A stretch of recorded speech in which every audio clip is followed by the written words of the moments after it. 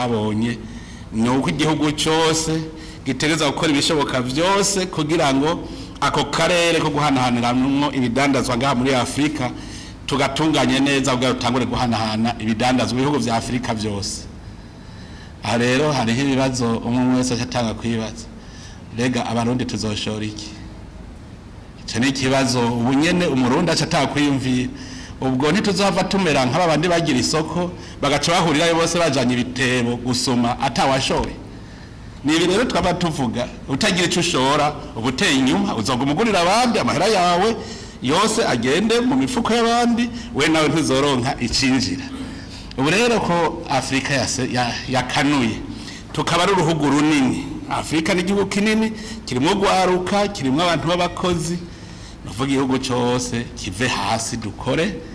Ari abantu bataramenya ibikorwa ivyo ari byo bavuga ngo mpakazi ngo yabuze akazi mugabo sindi mvuga ngo nabuze igikorwa. Arashaka kubabwira ivyo tugaya ahubwo niho dukwiye gukorera nitwaba dushaka gutera imbere turonke ivyo dushora.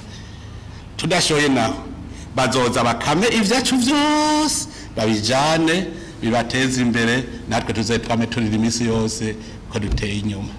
Murumva yuko rero Afrika turiko ubu turarema isoko rusangi kandi aho tuzoshoramwo vyoroshe nivyo turiko turatunganya basa ku igihugu cyose rero citunganya neza. Nkaba mvuga nti rero mu Burundi nkaba mvuga nti duhiriwe duhishije none ko twari turyamye uburyamye akaba dahenuka.